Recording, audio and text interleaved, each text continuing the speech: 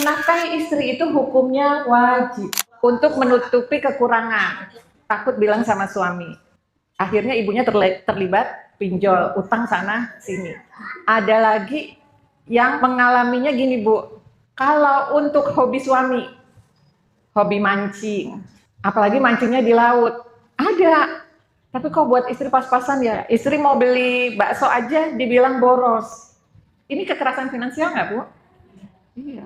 Karena buat hobi yang mahal masih bisa loh. Nggak semua pengelolaan atau pengendalian keuangan itu terkategori kekerasan finansial. Apa yang membedakan? Ada atau tidak adanya kontrol yang berlebihan. Pengeluarannya selalu diawasi secara ketat. Pokoknya harus jelas, harus ada struknya, buktinya. Dibuat merasa bersalah kalau kayaknya lebih beli bakso aja jadi istrinya ngerasa bersalah gitu kan, apalagi beli baju. Kemudian apalagi penghasilan istri diambil dengan paksa. Kenapa itu bisa terjadi? Yang pasti karena nggak paham dan tidak menerapkan aturan Allah. Dalam Islam, ilmu dulu baru amal. Orang kalau mau nikah maka harus tahu ilmunya dulu. Jadi suami yang ngasih gaji ke istri, menafkahi istri dan anaknya itu berpahala. Dan ketika dia tidak melakukan itu dosa. Maka ketika Hindun itu suaminya pelit, boleh nggak aku ngambil tanpa izin suami? Boleh. Kalau untuk kebutuhan, makan, pakaian. Tapi kalau ngambil uang buat healing sama besti-bestinya ya nggak boleh, itu udah bukan kebutuhan dasar. Apa yang harus dilakukan ketika kekerasan finansial ini terjadi ya?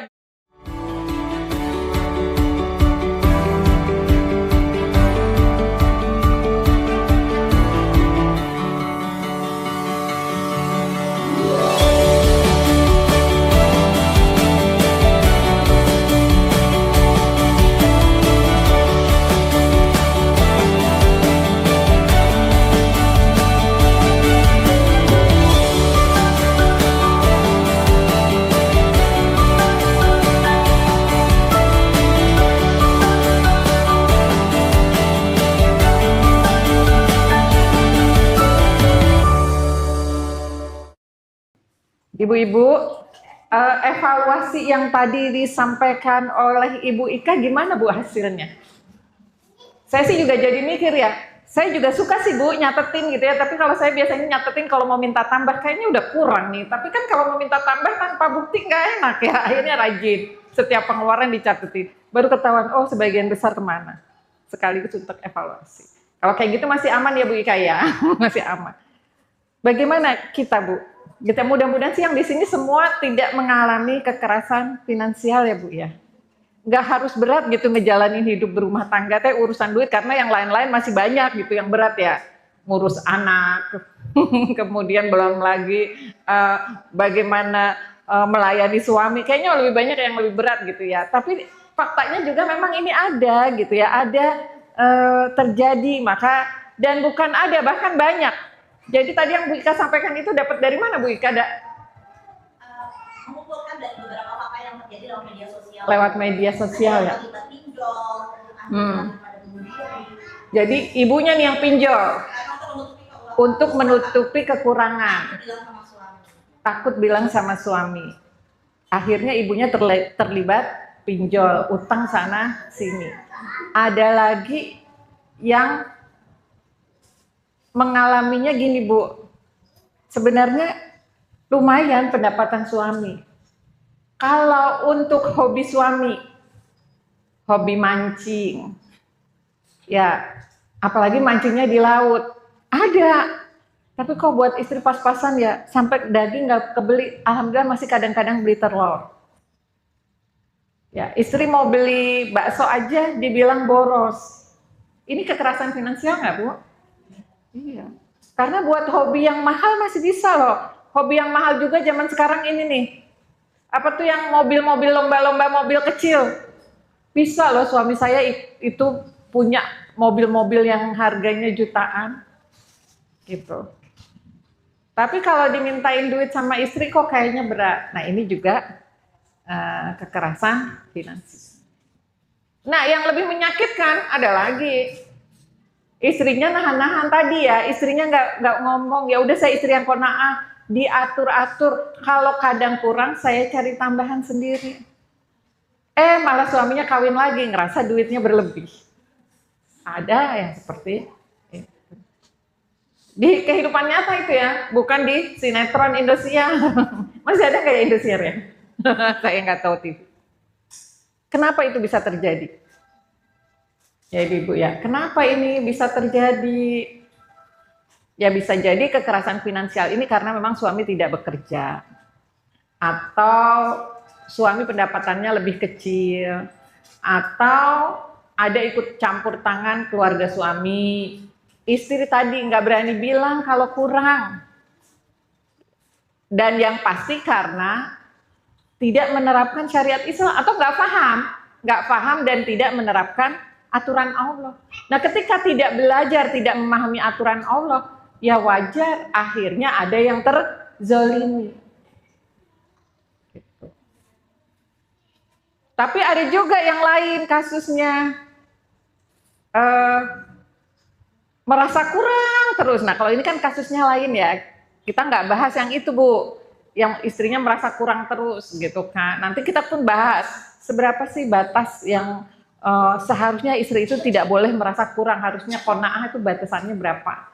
Jangan sampai sebenarnya suaminya sudah memenuhi, tapi istrinya merasa bahwa saya kena kekerasan finansial gitu ya. Karena image dia sendiri.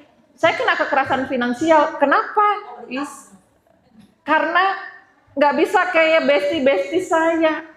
Bestie saya itu setiap pergi pengajian, tasnya baru, branded lagi. Ya ini makanya dia yang... Oke ya Bu ya, nanti kita akan bahas itu, batasannya di mana.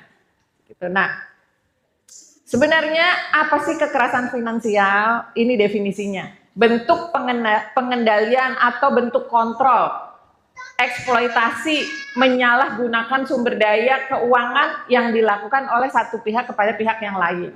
Kalau ini biasanya dari suami ke istri secara umum. Tapi dari istri ke suami juga ada, cuman suami nggak pada ngeluh kena kekerasan finansial. Nah, tujuannya apa ini? Tujuannya untuk mendominasi, membatasi kemandirian, mengisolasi pihak lain secara ekonomi. Itu definisinya. Nah, batasannya itu Bu, jadi nggak semua pengelolaan atau pengendalian keuangan itu terkategori kekerasan finansial. Apa yang membedakan? Itu yang membedakan ada atau tidak adanya kontrol yang berlebihan. Kontrol berlebihan itu tadi sudah dicontohkan oleh Bu Ika.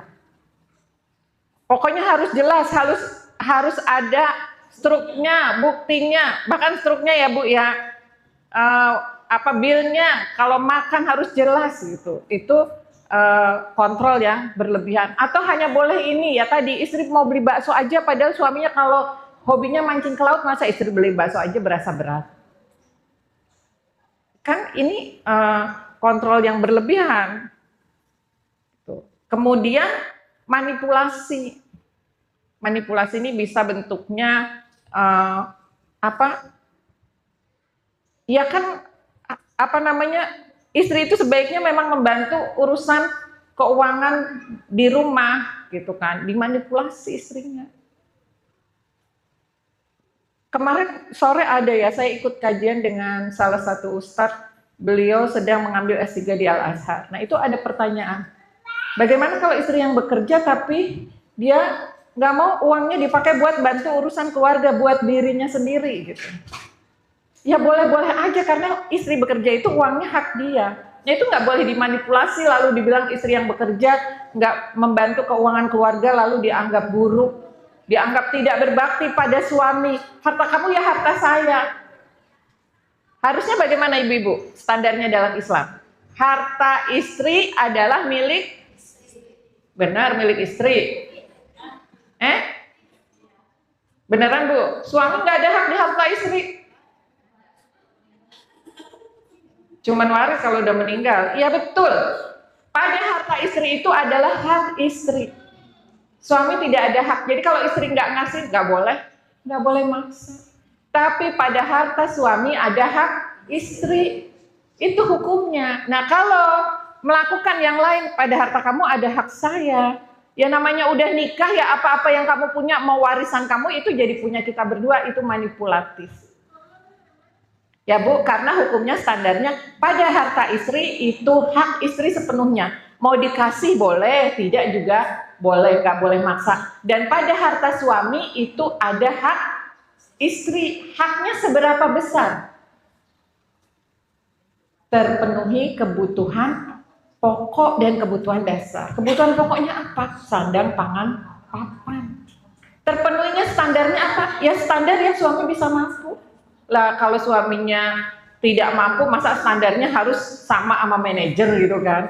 Temen aku loh, bestie aku dari zaman SMA kuliah bareng, suaminya itu udah bisa beliin rumah di klaster di mana misalnya di perumahan mewah. Masa kita di kampung gini terus nggak ada perubahan? Nggak kayak gitu. Tergantung suaminya standarnya, tapi terpenuhi kebutuhan itu. Ada hak di situ. Maka ketika Hindun itu suaminya pelit, boleh nggak aku ngambil tanpa izin suami? Boleh. Kalau untuk kebutuhan, makan, pakaian, ya beresin rumah karena rumahnya udah jelek, nggak diberes-beresin, nggak dirapi-rapin, padahal uangnya ada, boleh. Tapi kalau ngambil uang buat healing sama besti-bestinya ya nggak boleh, itu udah bukan kebutuhan dasar. Itu ya ibu-ibu ya. Nah tadi yang pertama itu, satu, adanya kontrol yang berlebihan, membuat istri atau pasangan atau suami tidak nyaman. Kemudian manipulatif, tadi manipulatif ya nggak sesuai dengan syariat. Intimidasi, ancaman, kalau kamu nggak kasih uang kamu, kita cerai gitu, saya nggak akan ngurusin dan sebagainya. Itu ancaman, sehingga hilang kebebasan finansial pada istri. Tapi apa istri boleh sebebas-bebasnya? Ya nggak boleh, tetap ada batasannya, gitu ya ibu. Nah itu definisinya kekerasan finansial. Bentar.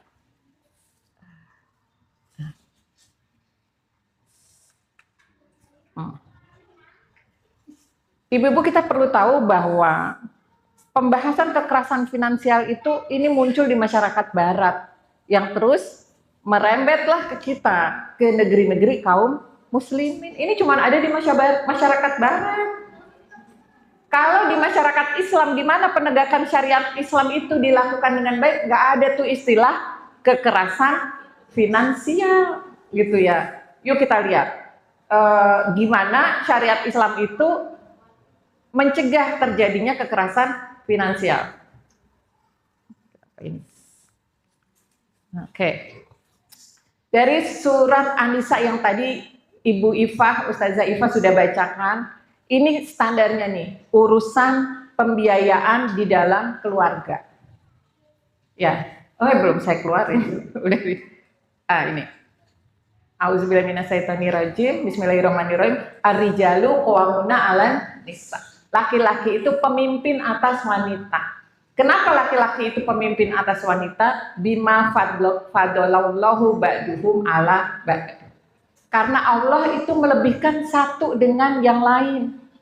Dan karena apa? Wa bima anfaqu min amwalihim. Dan karena nafkah yang dia berikan dari hartanya. Ini hukumnya, Bu. Dari satu hukum ini bisa mencegah terjadinya kekerasan finansial jika diterapkan dengan benar. Jika itu diterapkan, makanya di masyarakat Islam, ya di negeri-negeri kaum muslimin yang menerapkan syariat Islam secara kafah, nggak terjadi kekerasan finansial. Gitu. Kita buka satu persatu. Ar-rijalu qawwamuna 'alan nisa. Laki-laki itu pemimpin atas wanita karena apa? Allah melebihkan satu dengan yang lain. Gitu ya. Apa dilebihkannya? Laki-laki punya kelebihan atas wanita, wanita punya kelebihan atas laki-laki. Apa yang Allah lebihkan? Laki-laki atas wanita. Allah lebihkan dia punya potensi fisik dan psikologis yang akan mampu dia untuk survive, ya, untuk bertahan di luar rumah. Itu memang Allah berikan kepada laki-laki. Nah, sedangkan kelebihan yang Allah berikan kepada wanita adalah Allah berikan fisik dan psikologis yang akan bermanfaat buat dia untuk dia hidup di lingkungannya, yaitu di rumah. Maka Allah lebihkan kepada laki-laki kekuatan fisik dan psikologis untuk dia bekerja, untuk dia bertemu dengan orang-orang di luar rumah untuk bertahan. Sedangkan pada wanita Allah beri kelebihan apa? Kelebihan untuk menjalankan perannya. Kelebihannya apa? Emosi yang lebih stabil untuk bisa mendidik anak. Ya. Allah beri kelebihan kasih sayang untuk bisa melahirkan generasi yang mulia. Itu yang Allah berikan kepada perempuan. Karena emang hukum asal perempuan, daur perempuan itu asalnya ada di dalam rumahnya. Dengan itulah Allah berikan kepada perempuan. Jadi kalau ada perempuan-perempuan yang gak bisa menahan emosi, ini keluar dari fitrahnya. Harusnya itu Allah berikan kepada para wanita untuk dia penuh kasih sayang, lemah lembut, kemampuan mengelola emosi ketika mengurusi anak-anaknya. Itu maknanya Allah berikan kelebihan satu dengan yang lainnya. Kemudian yang kedua, Ar-rijalu qawwamun 'alan nisa bima faddalallahu ba'duhum 'ala ba'din, dan yang kedua wa bima anfaqu min amwalihim, dan karena dia memberi nafkah dari hartanya. Nah, ini pembahasannya. Dia menafkahi istrinya dari hartanya. Apa maknanya di sini? Maknanya di sini adalah menafkahi istri itu hukumnya wajib. Maka kalau dikerjakan, jadi suami yang ngasih gaji ke istri, menafkahi istri dan anaknya itu berpahala. Dan ketika dia tidak melakukan itu dosa. Nah, mekanismenya bagaimana? Ini yang perlu, yang menunjukkan mekanisme ini yang bisa membedakan kenapa pada masyarakat Islam, di mana Islam diterapkan secara kafah, nggak akan terjadi itu yang namanya kekerasan finansial. Mekanismenya bagaimana gitu ya, jika suami tidak menafkahi. Nah, itu perlu dilihat, kita lihat satu-satu. Nggak nafkahinya karena apa? Karena nggak kerja, atau karena udah kerja tapi masih kurang, karena tidak ada pekerjaan, ya ibu-ibu ya. Karena memang tidak ada pekerjaan, atau karena biasanya apalagi malas. Ada emang laki-laki suami yang malas nggak mau kerja? Ada ya? Ada, oke. Nanti kita bahas. Atau karena sakit? Ada juga kan? Ada lagi Bu, tidak menafkahi karena yang lainnya. Tidak mau menafkahi ya? Bisa ya ditambahin ya? Hah? Oh, karena pelit, oke. Atau ada lagi, tapi saya nggak tahu ini benar apa enggak ya, suka baca sih di sosial media, lebih mementingkan keluarganya daripada anak istrinya. Ada ya kayak gitu di dunia nyata? Bukan cuma di sosmed doang. Biasanya kan kalau laki-laki ke keluarganya lebih utama, kalau itu yang lebih saya lihat ya. Enggak, ada yang lebih mengutamakan keluarganya. Oke. Nah, untuk yang seperti ini, maka ini apa yang harus dilakukan? Yang pertama, kalau dalam masyarakat Islam, yang pertama adalah secara individu-individu yang dibangun adalah kesolihan individu. Orang yang soleh secara individu, artinya apa soleh secara individu? Dia takut kepada Allah, takut tidak menjalankan kewajibannya. Itu orang yang soleh secara individu. Maka orang yang soleh secara individu ini kira-kira bakalan males kerja enggak? Enggak ada. Kesolihan individu dibangun. Ya, lewat apa? Lewat kurikulum pendidikan. Dan di kita mah kurikulum pendidikan nggak ada kan, yang suami wajib menafkahi istri dan anaknya, itu nggak ada di kurikulum pendidikan. Nanti ada, karena di dalam Islam ilmu dulu baru amal. Orang kalau mau nikah maka harus tahu ilmunya dulu. Gitu. Maka kesolihan individu itu dibangun lewat mana? Satu, lewat kurikulum pendidikan. Maka peluangnya kalau misalnya dalam sistem ada orang-orang yang malas tidak mau bekerja, itu peluangnya kecil. Nah, seandainya ada tidak bekerjanya karena malas. Kalau sekarang biasanya malas terus alasannya apa? nggak ada pekerjaan, susah cari kerja, ya. Atau ada lagi yang nggak ada pekerjaan sesuai dengan pendidikan saya. Ada yang kayak gitu ya. Nah, maka nanti negara itu punya kewajiban untuk menyediakan lapangan pekerjaan bagi pencari nafkah. Jadi sebenarnya tuh kalau berani jadi presiden, berani jadi anggota DPR, MPR yang katanya wakil rakyat, harusnya mereka memikirkan ini. Bahwa mereka harus menyediakan lapangan kerja buat pencari nafkah. Islam memerintahkan, di dalam Islam ada pemimpin yang tidak menyediakan lapangan pekerjaan, ada masyarakatnya yang tidak bekerja benar-benar karena nggak ada pekerjaan, maka dia berdosa. Jadi dalam masyarakat Islam tidak ada orang yang tidak bekerja karena tidak ada pekerjaan. Gimana caranya? Salah satu caranya adalah negara itu akan membuka lahan-lahan yang mati, menghidupkan lahan mati. Banyak nggak Bu lahan mati? Banyak sekali lahan mati. Menghidupkan lahan mati. Dengan cara apa nanti negara menghidupkan lahan mati? Dibuatkan irigasi, itu tugas negara buatin irigasi. Memberikan bantuan bibit, pupuk dan sebagainya supaya orang bisa bekerja. Pekerjaan paling mendasar jadi petani. Terus kalau ada yang bilang, ya kan itu bukan bidang saya, nah itu dia yang dosa, laki-laki itu. Maka negara akan mewajibkan dia untuk bekerja. Kalau enggak bisa dipenjara tuh malahan. Itu mekanismenya seperti itu.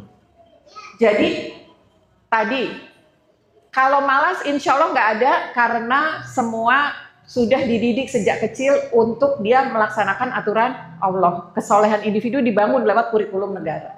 Kemudian yang kedua, kalau ada yang nggak kerja karena tidak ada lapangan pekerja, maka negara yang dosa. Negara wajib membuka lapangan pekerjaan, contohnya tadi, dengan cara membuka lahan, menghidupkan lahan-lahan mati. Lahan mati dihidupkan dengan membuat irigasi, memberikan pupuk dan bibit. Lalu kalau ada orang yang kayaknya aku nggak bertani, kayaknya aku punya keterampilan nih, bisa bikin ini, bisa bikin mobil, bisa bikin apa, maka negara memberi modal pada dia. Modalnya langsung uang dari negara ke rakyat tanpa bunga. Bukan kayak mekanisme sekarang. Kalau mekanisme sekarang, uang negara itu dikasihnya ke siapa? Bank. Dari bank baru dikerahyatin pakai bunga.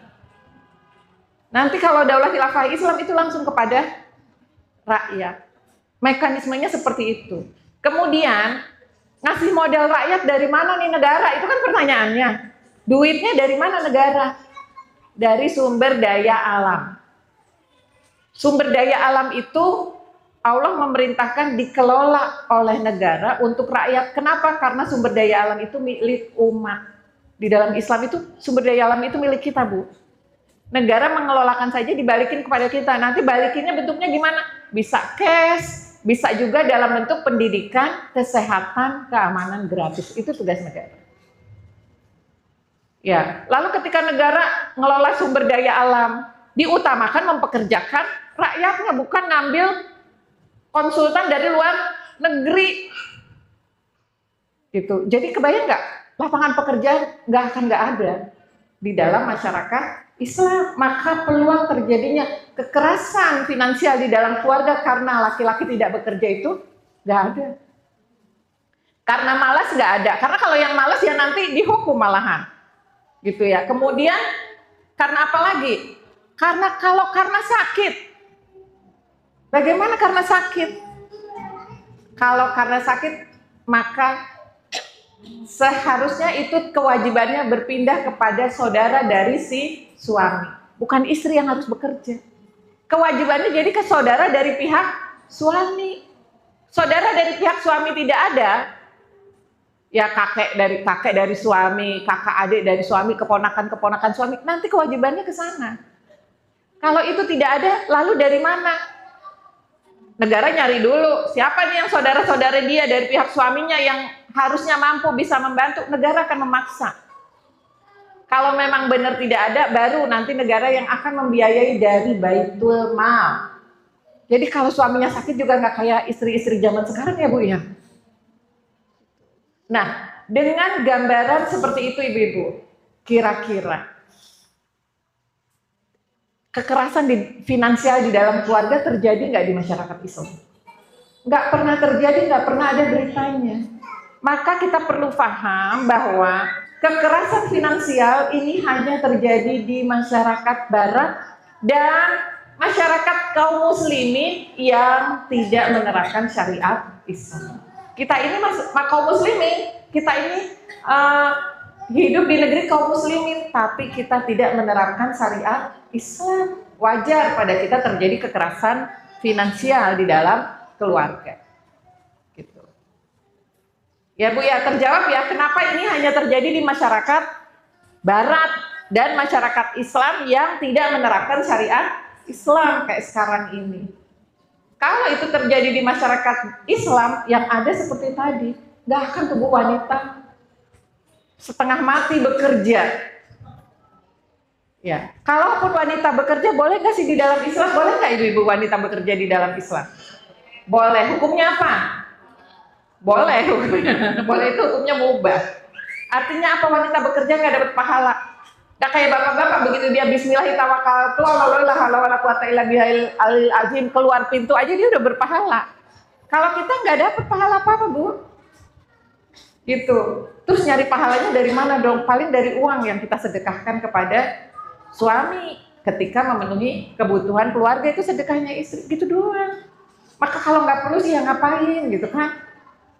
Nah, oke ya, kebayang ya pernyataan ini kenapa kekerasan finansial hanya terjadi di masyarakat Barat dan di negeri-negeri kaum muslimin yang tidak menerapkan syariat Islam. Sedangkan di masyarakat Islam, di mana Islam diterapkan secara kafah, ini nggak akan terjadi.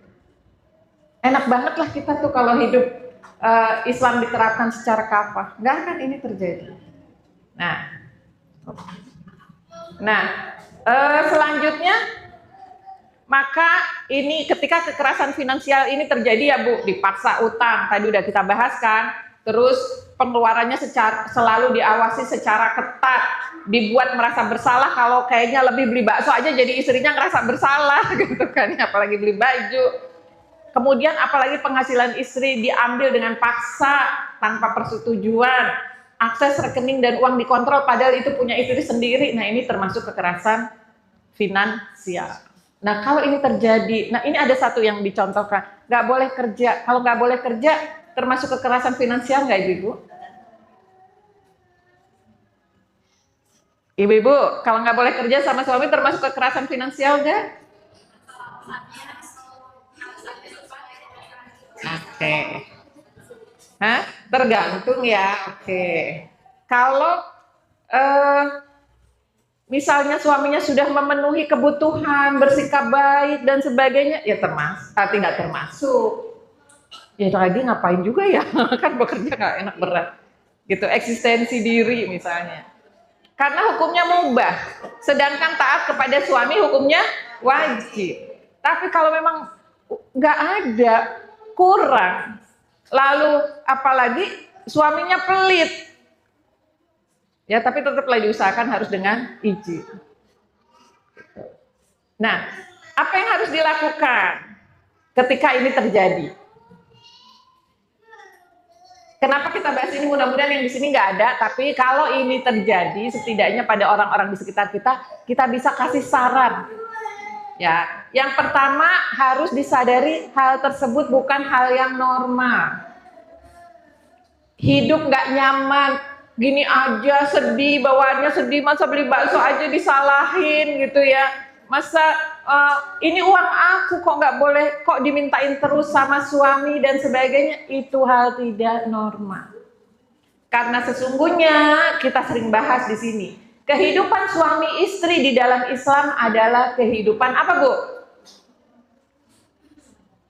Bu, ayo ini poin pertama, kehidupan suami istri di dalam Islam adalah kehidupan persahabatan. Catat itu Bu. Islam memandang kehidupan suami dan istri itu adalah kehidupan persahabatan. Kebayang gak sih Bu yang namanya ama besti sama sahabat? Ya, di sini punya besti. Saya punya besti Bu, para pengurus KIH. Kalau sakit ketemu besti sehat. Ya kemarin. Minggu lalu saya itu sakit perut banget. sakit perut, mau pergi rapat pengurus KIH itu, perutnya udah nggak karuan deh.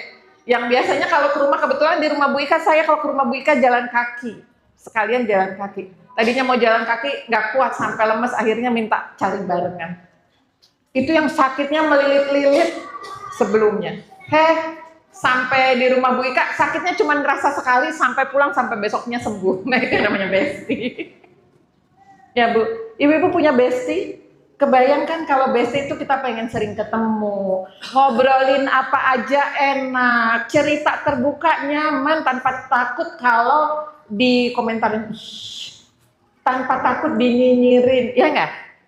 Itulah besti. Kita ngingetin dia juga enak, nggak boleh kayak begitu. Itulah besti.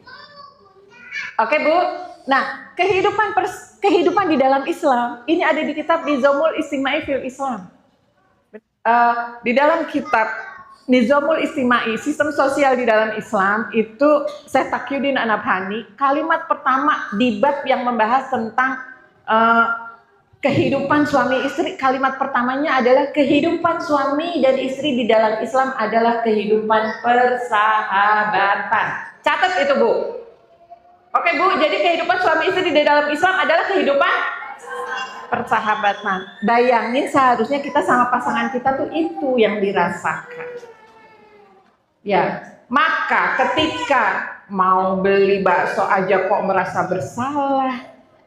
Ketika aku bawaannya bete aja ya, kok dia bisa menjalankan hobinya, aku tidak bisa. Nah, ketika itu lebih mendominasi, kok dia lebih mentingin keluarganya ya daripada aku. Tabungannya banyak loh. Tapi aku nih sepatunya udah 5 tahun gak ganti.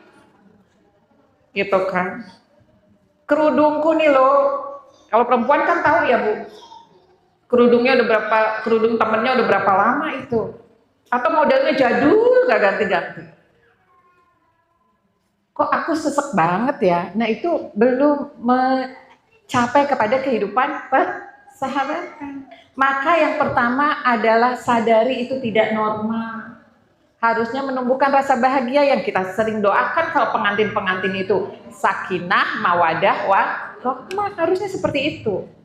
Jadi yang pertama kali sadari bahwa itu tidak normal. Kemudian yang kedua, harus mulai berani terbuka kepada pasangannya. Jangan aduh takut dibilang boros. Udah pernah ngomong belum? Ternyata asumsi. Udah, oke. Kalau sudah, gimana diskusi? Kok kurang terus ya? Oke, saya sering soalnya. Ada ibu-ibu yang sampai nangis-nangis ketemu saya ya. Pengen ketemu, akhirnya ketemu di masjid, nangis-nangis. Kenapa Bu? Sampai sebegini sedihnya nangis-nangis. Kata suami saya, kok cepet banget sih uang habis. Terus kata ibu ngomong apa? Saya sedih lah, ibu baper amat. Kata ibu Dini kok gitu. Lah iya, nah kalau kata suami, kok cepet amat habis. Diskusikan, oke. Kalau menurut kamu cepet banget habis, nanti mulai sekarang aku catat ya. Pengeluaran, catat aja pengeluaran. Gitu. Kalau saya ketika bilang sama suami, kayaknya kurang deh sekarang. Masa sih kurang? Oke, mulai besok aku catat. Karena kan suami nggak ngikutin laju pertumbuhan harga cabai, harga tomat, gitu kan? Nggak tahu harga beras kan naik terus, gas naik terus. Bagus kalau punya gas melon, yang nggak punya gas melon. Ibu-ibu ada yang punya gas melon nggak Bu? Nganggur tabung gasnya, saya butuh. Iya, nggak ada yang jual ternyata. Ya mahal banget, 270. Mudah-mudahan yang di YouTube juga ada yang lihat ya. Saya punya Bu, lebih 1 gitu dikirim saya. Mahal sekali.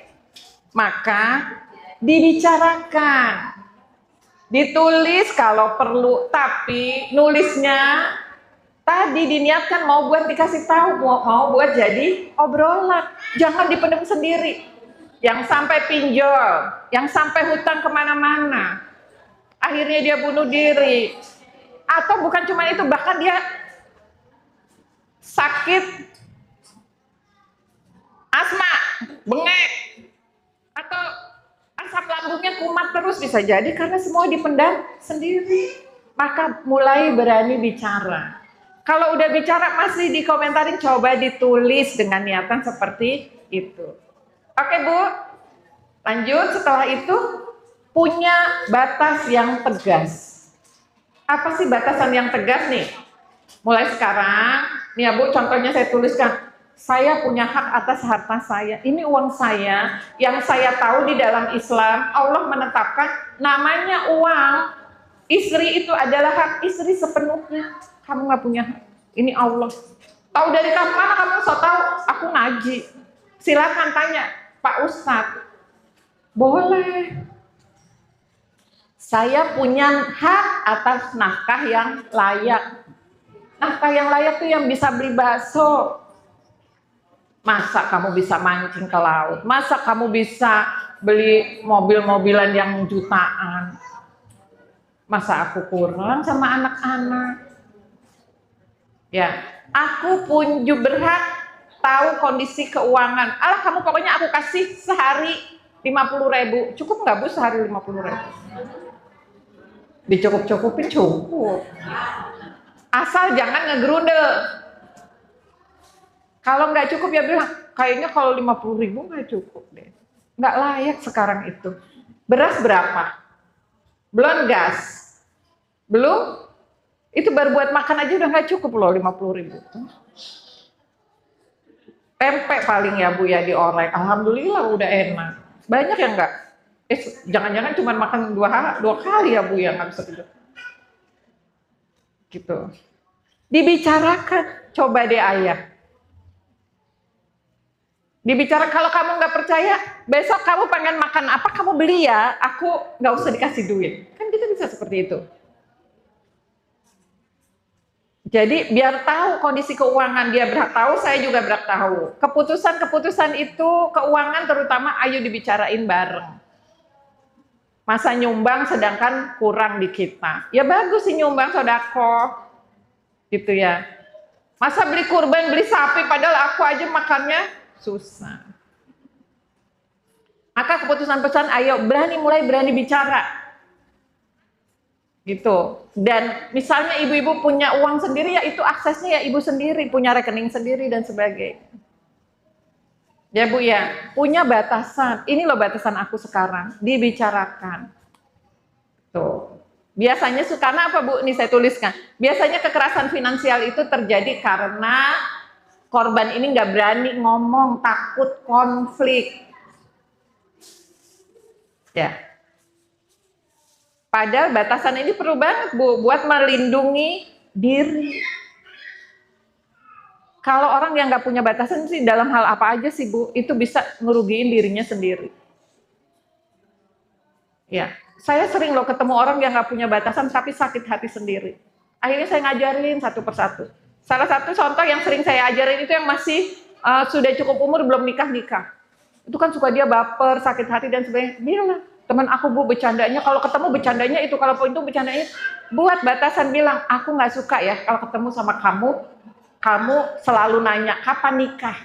Kalau ada yang mau ya gue udah nikah gitu. Tapi aku nggak suka ditanyain gitu terus. Itu batasan. Kita harus berani, termasuk kepada pasangan. Gitu. Aku inginnya kamu tidak langsung mengakses uang pribadi aku, harta aku. Ini punya aku harus izin, itu batas. Ya, aku merasa aku punya hak untuk mendapat kehidupan yang layak. Karena aku lihat kamu mampu. Tadi kita udah bahas ya, kecuali kalau suaminya sakit. Tuh. Lalu apalagi yang harus dilakukan? Selanjutnya, langkahnya.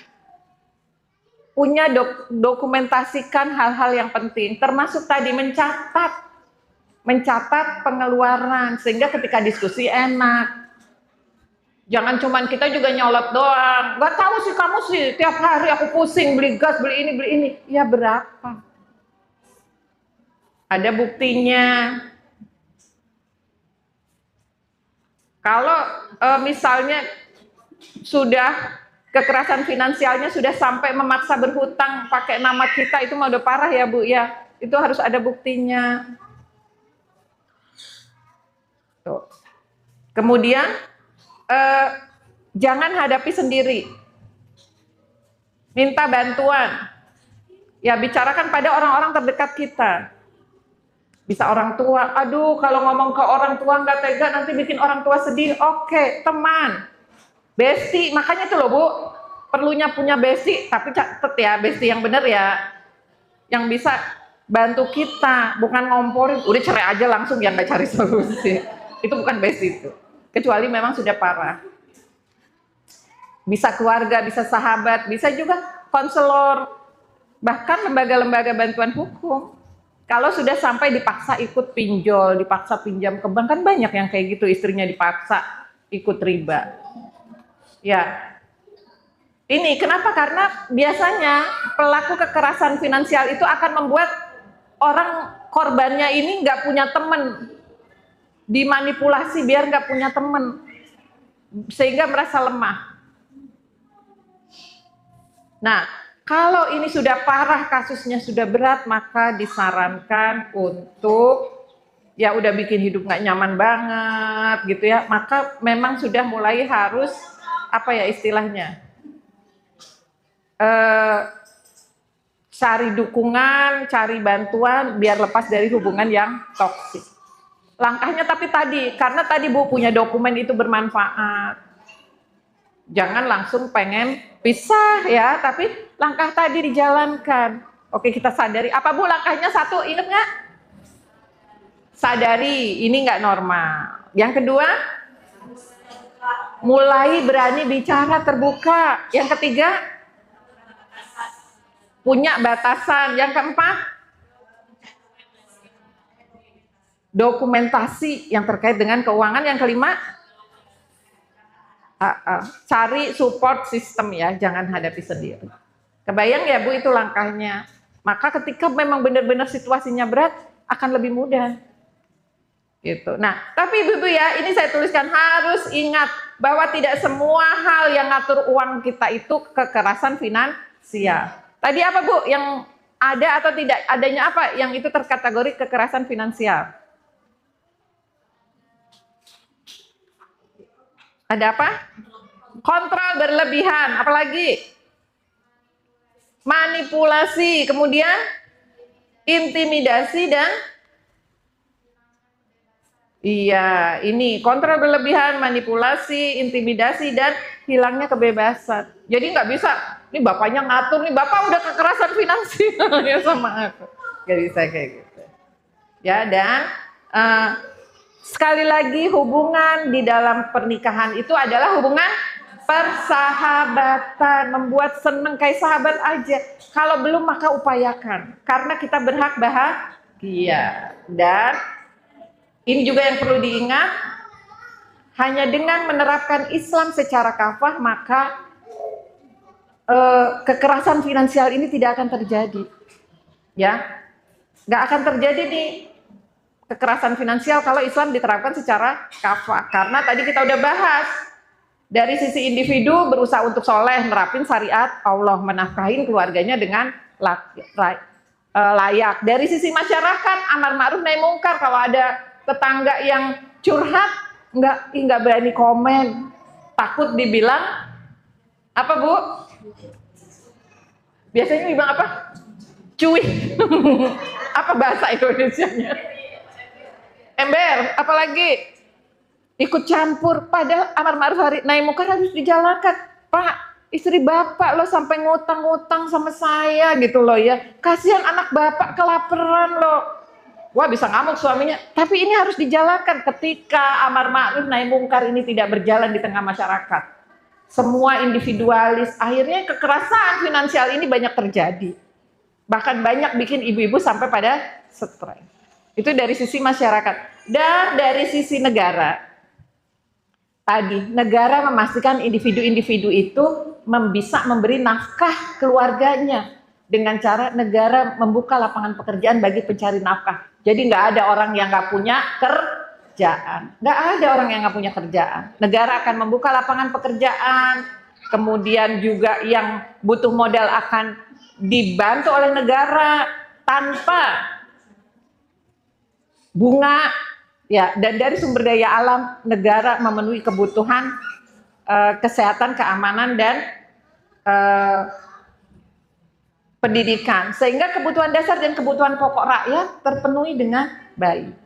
Itu ibu-ibu, mudah-mudahan ya Bu ya, Allah mudahkan nih perjuangan penegakan Islam, penerapan Islam kafah ini, makin semua orang makin rindu. Jadi kenapa sih ngebahas kesehatan finansial sampai ngebahas ke sana? Karena supaya itu nggak akan terjadi kesadaran, muncul kesadaran, nggak akan terjadi di masyarakat Islam. Karena negara ini menjalankan Islam secara kafah. Mudah-mudahan segera terwujud, mudah-mudahan mayoritas isi kepala kaum muslimin ini ingin Islam diterapkan secara kafah. Sehingga kecerdasan finansial tidak terjadi. Itu yang bisa saya sampaikan, saya kembalikan kepada Bu Ika.